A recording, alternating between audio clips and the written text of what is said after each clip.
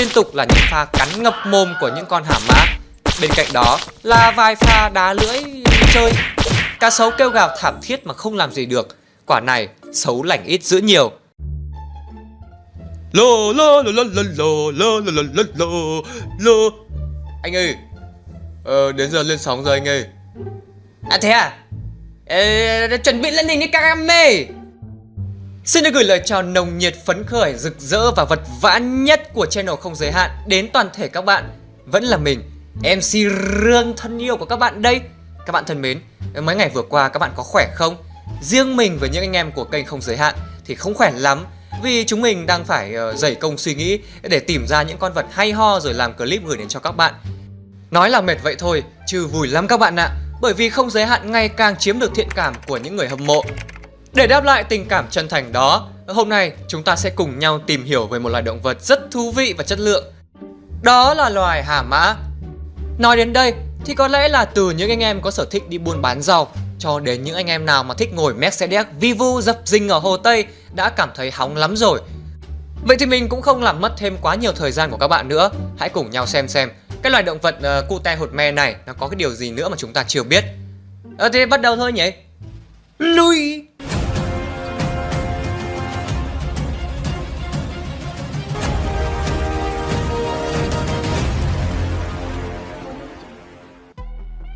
Trong những video trước của Không Giới Hạn, chúng ta đã cùng nhau tìm hiểu về các loài là chim hay những loài động vật có vú.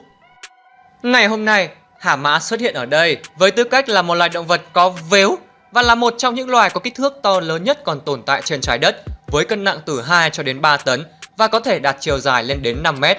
Chúng sống ở những dòng sông thuộc khu vực châu Phi cận Sahara. Zambia và Tanzania là hai quốc gia mà hả mã đăng ký hộ khẩu nhiều nhất. Tên tiếng Anh của loài hả mã là Hippopotamus. Nó có nguồn gốc từ tiếng Hy Lạp. Hippo có nghĩa là ngựa, còn potamus có nghĩa là dòng sông. Dịch nôm na đơn giản ra thì nó là ngựa sông. Tuy nhiên, chúng chả có họ hàng mother gì với loài ngựa cả, kể cả là họ hàng xa đi chăng nữa. Thực tế, họ hàng gần nhất của chúng là các loài động vật biển như cá voi và cá heo. Vào ban ngày, chúng duy trì sự mát mẻ bằng cách đâm mình trong nước hay bùn, vì làn da của hả mã vô cùng nhạy cảm, còn nhạy cảm hơn cả những chị ninja lít oanh võng tạt đầu xe vì sợ nắng rơi vào người. Hả mã nếu phơi da dưới nắng quá lâu thì nó có thể bị khô đét từng cm. Khi màn đêm buông xuống, thời tiết mát mẻ hơn, những con hả mã mới lang thang trên mặt đất để kiếm ăn. Đó là bởi chúng không ăn được những thực vật dưới lòng sông. Mặc dù các con hả mã nghỉ ngơi gần nhau trong nước, thì việc kiếm ăn lại là hoạt động đơn lẻ và không mang tính lãnh thổ. Hả mã thường tạo nên những con đường mòn dẫn tới đồng cỏ. Người ta cho rằng hả mã chỉ đi theo đúng một con đường duy nhất để khi trở về chúng không bị lạc. Máy quay đặt trên đường cho chúng ta thấy những chuyển động của đàn hả mã. Chúng đang quay trở lại nguồn nước. Chúng không đi lệch khỏi đường mòn, trừ khi chúng muốn khám phá chiếc máy quay, như chú hả mã này chẳng hạn. Khi ở dưới nước, hả mã nhìn có vẻ rất nhanh nhẹn, nhưng thật sự chúng lại bơi rất kém. Sự nhanh nhẹn đó là nhờ sức nặng ngàn cân của chúng có thể bước đi trong lòng sông. Khi lặn xuống nước, nó đóng kín mũi và tai. Khi lên bờ, hả mã có thể chạy với vận tốc là 30 km/h, nhưng chỉ duy trì được trong một thời gian ngắn. Những con hả mã trưởng thành có thể nín thở khoảng 4 đến 6 phút, còn những con non cứ khoảng 3 phút là chúng lại phải ngoi lên để thở. Trong lúc thư giãn ở dưới nước, hả mã có thể há miệng ra cho những con cá chép châu Phi dài khoảng nửa mét ăn vẩy da và tảo bám trên người. Những con cá sẽ nhặt nhạnh thức ăn còn sót lại ở kẽ răng, lưỡi và môi của hả mã. Còn phần cơ thể nổi phía trên mặt nước hay lúc hả mã lên bờ thì những chú chim Buphagus sẽ làm công việc vệ sinh. Đàn chim tìm kiếm tỉ mẩn những con bọ ve và các loài côn trùng khác trên da của hả mã. Thậm chí chúng còn xơi luôn cả giấy tai và vẩy nấm. Việc dành phần lớn thời gian để sống trong nước đã giúp cho hả mã phát hiện ra một vài kỹ năng đặc biệt, ví dụ như quay tròn tai. Bằng cách quay đôi tai của mình, chúng có thể hất nước lên đầu. Việc này giúp chúng mát mẻ hơn và cũng giúp chúng xua đuổi những con ruồi phiền hà.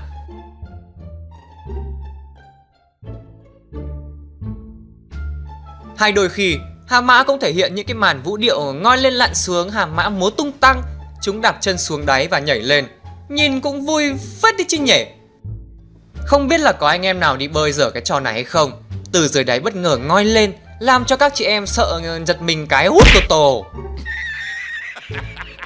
Ngoài những cái biệt tài kể trên thì hả mã còn một tài năng kinh khủng và dã man hơn nữa, đó là đánh rắm ra bã.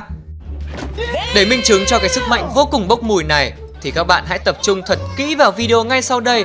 Mở max volume lên để cho nó chân thực, mà tốt nhất là các bạn nên đeo tai nghe. Rồi, bây giờ hãy cùng nhau đếm ngược. 3, 2, 1. Lại một nữa. Và 1 không.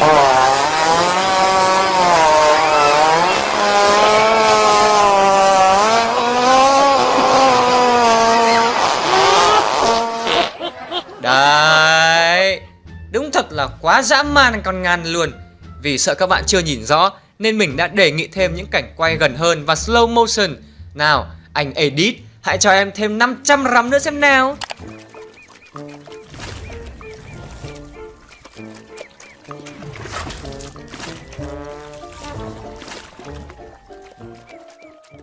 Nếu như loài hổ đánh dấu lãnh thổ bằng cách cào vào những cái cây, chó thích đánh dấu lãnh thổ bằng cách đi đái, thì hàm mã thường đánh dấu lãnh thổ bằng phân của mình. Chúng dùng đuôi khối mạnh và vung vẩy cho phân bắn ra vài mét. Ngoài ra, nếu như bạn nào chưa biết, thì phân của hà mã mẹ là món ăn khoái khẩu dành cho hà mã con. Nhờ vậy mà chúng hấp thu được các vi khuẩn có lợi cho tiêu hóa. Với các con đực thì hành vi vẩy phân cũng là tín hiệu cảnh báo cho những kẻ khác là không nên tới gần. Vào mùa khô, trên các nhánh sông rải rác những hồ nước nhỏ, bèo phủ kín những cái ao tù này. Vì chứa đầy phân là phân của hà mã nên hồ nước rất giàu dinh dưỡng. Trung bình mỗi ngày một con hà mã thải ra khoảng 20 kg phân. Đó là nguồn thức ăn cho cá, côn trùng và là nguồn dưỡng chất cho cây phát triển. Một con hà mã cũng tiêu thụ khoảng 40 kg thực vật mỗi ngày. Nghe thì có vẻ là nhiều, nhưng so với một cơ thể đồ sộ nặng từ 2 cho đến 3 tấn thì như vậy là chúng ăn tương đối ít. Dạ dày của hà mã chia thành vài khoang khác nhau, trong đó vi khuẩn đóng vai trò quan trọng giúp chúng tiêu hóa.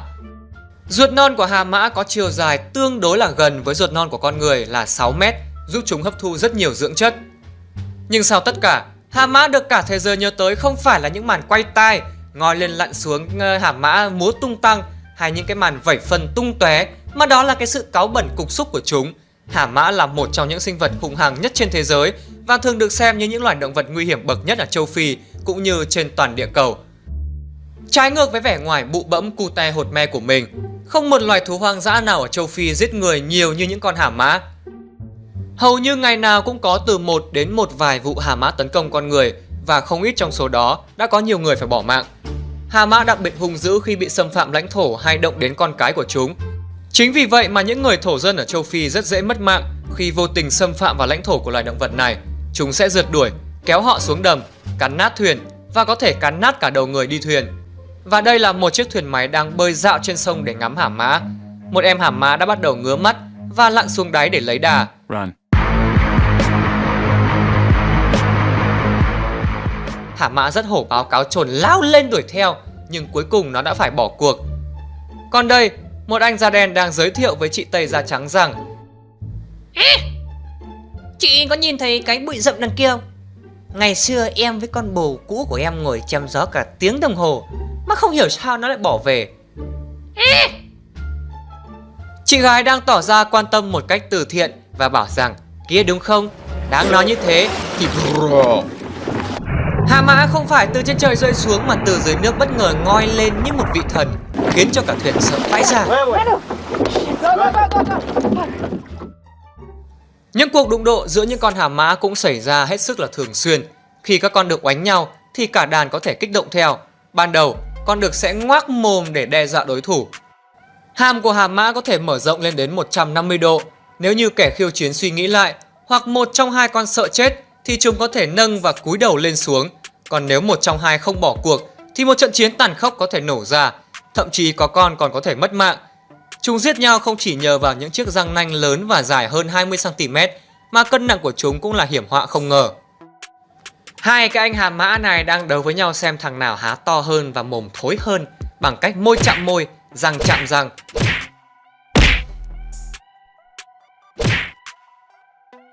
Và cuối cùng, con bên trái đã giành chiến thắng. May mắn là cả hai bên chiến đấu không quá hung tợn mà dẫn đến chảy máu. Con hà mã thua cuộc có vẻ vẫn rất ấm ức. Nó mò lên bờ và lững thững bước đi. Trước mặt nó là 4 con sư tử cái đang nằm thư giãn. Hà mã liền cáu bẩn: Chúng mày có biến đi không thì bảo, không biết là bố mày vừa thua à? Lũ sư tử có vẻ giật mình nhưng vẫn kiên định nằm lại. Hà mã buồn đời, thôi thì kệ chúng mày, và đi tiếp. Thế nhưng hiểu kiểu gì, Hà mã đi được một đoạn thì suy nghĩ lại, quay đầu đuổi lũ sư tử. Chỉ có 3 con sư tử cái chạy đi, còn một con ngồi im. Không biết con đó nó có quá bình tĩnh hay là cứng háng, do săn mồi mà mệt quá đấy. Một số vụ đánh nhau tàn khốc có thể gây ảnh hưởng đến các con non. Chúng có thể vướng vào những vụ đánh nhau qua lại giữa những con đực trưởng thành mà mắc kẹt dưới nước, chết đuối hoặc bị dẫm chết dưới chân những con khác. Con hà mã mẹ này đang cố gắng cứu con của mình sau một cuộc đánh nhau ngu người của hai thằng dở hơi. Mất vài ngày, nó mới nhận ra rằng đứa con của mình đã ra đi vĩnh viễn. Trong thời gian sau đó, nó vẫn ở bên cạnh bảo vệ con mình. Thật là buồn quá các bạn ạ. Ok, đang thuyết minh không khóc nữa. Những con đực chiếm lĩnh một đoạn sông và đứng đầu một đàn gồm từ 5 cho đến 30 con cái và những con non. Hà mã thường giao phối dưới nước. Con đực này đang liên tục bị trượt chân trên lưng con cái. Nó nhấn con cái xuống nước và cố gắng bờ cờ giờ đời EGHIKLM. Sau khi ấy thành công, con cái sẽ mang thai 8 tháng và sinh ra một con hà mã con. Những con non thường sẽ bú ở dưới nước luôn cho nó tiện. Hà mã cái thường có chu kỳ sinh con khoảng từ 2 cho đến 3 năm một lần. Những con mẹ có con non chạc tuổi nhau sẽ thường tụ lại thành đàn, như vậy chúng có thể bảo vệ con tốt hơn. Con mẹ và con non có mối liên hệ gắn bó sâu sắc. Mối quan hệ này hình thành trong 2 tuần đầu tiên sau khi sinh. Lúc đó, con mẹ sẽ không cho bất kỳ con hà mã nào đến gần con mình. Sau 2 tuần đó, nó mới có thể vui vẻ quay trở lại đàn. Ở những chỗ nước sâu, con non nằm trên lưng mẹ, như vậy nó có thể dễ dàng ngoi lên để thở hơn. Được 1 tuổi, những con hà mã con chưa có răng, nhưng chúng đã bắt đầu biết tỉ thí võ mồm với nhau. Tất nhiên là không điên cuồng như những con đực trưởng thành rồi. Một vài con lớn hơn có thể chơi trò mạo hiểm như trêu sư tử hay cá sấu. Con hà mã chớm dậy thì này đang lân la đến một đàn sư tử. Một con sư tử đã để ý đến nó và nhấc cái mông đứng dậy. Sư tử cái lao tới dọa và cào sức mông hà mã con một phát. Hà mã sợ vãi cả ra mà chạy ngay xuống nước. Vào một buổi chiều, nắng rơi vãi khắp nơi và H2O vẫn đầy sông. 2 con hà mã trẻ trâu đánh nhau khiến cho con đực đầu đàn ngứa mắt mà đến can. Nhưng 2 tên trẻ trâu vẫn chưa biết sợ, tiếp tục lao vào nhau, vã nhau tiếp. Và lần này con đực đầu đàn phải đóng vai trò là người phán xử Phan Quân đến tách chúng ra vĩnh viễn. Những con đực trong khoảng từ 6 đến 8 tuổi chưa trưởng thành hoàn toàn, nhưng chúng đã bắt đầu phát dục. Cùng lúc đó, những con đực đầu đàn sẽ đuổi những đối thủ tiềm năng ra khỏi đàn để tránh một ngày nào đó chúng nổi dậy cướp cả đàn thì toi. Những con bị kích khỏi đàn sẽ tìm cho mình một khúc sông riêng và bắt đầu tuyển mộ những người đẹp về đội của mình, không thì sẽ phải đi cướp thôi. Bộ hàm của hà mã hoàn toàn có thể cắn đứt đôi một con cá sấu dài 3cm. Nhầm, 3 mét. Cơ mà dù thế nào đi chăng nữa thì hà mã vẫn rất cảnh giác với những gã hàng xóm da dày, mõm dài và cực kỳ xấu tính này, bởi vì những con non hoàn toàn có thể là mồi ngon của những con cá sấu. Ở một khúc sông nọ, cá sấu vừa giết chết một con hà mã con mẹ cũng không rời xác nó. Thường thì những con cá sấu sẽ đợi cho hà mã phân hủy rồi mới đánh chén, khi đó sẽ dễ dàng dứt từng mảnh thịt để nuốt chửng hơn. Đôi khi những con hà mã và cá sấu sống khá hòa thuận với nhau, có thể nằm cạnh nhau như thế này đây. Nhưng đôi khi, cả đàn hà mã sẽ cáu bẩn và úp sọt cá sấu như trong video này. Một con cá sấu nằm giữa vòng vây của hàng chục con hà mã to xác, liên tục là những pha cắn ngập mồm của những con hà mã. Bên cạnh đó là vài pha đá lưỡi chơi. Cá sấu kêu gào thảm thiết mà không làm gì được. Quả này, xấu lành ít dữ nhiều. Oh man, sấu đâu mất tiêu rồi các bạn nhỉ? Chả nhẽ ngỏm củ tỏi rồi hay sao? À đây rồi, mình đã nhìn thấy cá sấu. Sấu ở bên trái màn hình các bạn ạ. Nhưng không hiểu kiểu gì sấu lại chui được vào đấy. Vâng, hà mã đang thi nhau đớp sấu. Một em hà mã đã đớp trúng đuôi sấu và chuyện gì tiếp theo đây? Oh no, nó đã vứt sấu ra khỏi đàn hà mã. Chẳng nhẽ là em hà mã này đã giải cứu cho cá sấu. Đúng thật là cái thế giới động vật này vô cùng khó hiểu. Hà mã thậm chí còn khó hiểu hơn khi trong một vài trường hợp, không biết là do ghen ăn tức ở với cá sấu hay vì lý do nào đó, mà hà mã lại đi giải cứu những con mồi của cá sấu. Và đây, một đàn linh dương đầu bò đi uống nước. Thế nhưng quá đen cho đội bán than, một em đã bị cá sấu đớp vào đầu và lôi xuống sông. Những con hàm mã ở trên bờ nhìn thấy vậy liền rủ nhau xuống, kết hợp với những con đang ở dưới sông để ra quây cá sấu và giải cứu cho Linh Dương. Đàn hàm mã đang quan sát tình hình, tìm cách đớp cho cá sấu một cái nhưng vẫn chưa được. Linh Dương vẫn đang gào thét kêu lên: "Help me! Help me!" Sấu vẫn đang cố gắng lôi Linh Dương ra giữa con sông để tránh đàn hàm mã. Một con hàm mã từ dưới nước bất ngờ lao lên đớp một phát. Linh Dương có vẻ đã thoát khỏi miệng của cá sấu và đang cố gắng bơi vào. Một con hàm mã khác cũng đớp, không biết là nó đớp thật hay đớp dọa cho cá sấu sợ. Vâng, Linh Dương đã chính thức lên được gần tới bờ. Tuy nhiên nó đã bị thương chân sau và phải đi tập tễnh. Nhưng thôi các bạn ạ, hãy dành một tràng pháo tay cho cái màn giải cứu của hàm mã và chúc Linh Dương vạn sự bình an, đừng có lang thang đến chỗ sư tử, không là cũng toang. Kèm theo đó cũng là lời chúc cho tất cả các bạn đang xem chương trình đến giờ phút này. Chúc các bạn có một ngày thật là vui vẻ, hạnh phúc, thuận buồm xuôi gió. Video của Không Giới Hạn đến đây đã là gần kết thúc mất tiêu rồi. Nếu như các bạn thấy em hàm mã này thú vị thì hãy phết ngay cho mình một like chứ còn chần chừ gì nữa. Đồng thời share video này đến bà con lối xóm, anh em cây khế, hay cả con bồ cũ vẫn cu nhây chưa trả quần ship Doraemon cũng share luôn. Trong lúc thuyết minh bối rối nếu như có điều gì đó sai sót và đôi khi xuất hiện quảng cáo khiến cho các bạn giật nảy mình thì mong các bạn hãy bỏ qua cho. Cơ bản là vì tiền không mua được tất cả, nhưng nếu như không có tiền thì vất vả vật vã lắm các bạn ạ. Thế thôi, mình lại cảm ơn các bạn một lần nữa. Xin chào và hẹn gặp lại trong những video tiếp theo. Không Giới Hạn, kênh động vật số 1 Việt Nam. Chào các bạn, mình ra.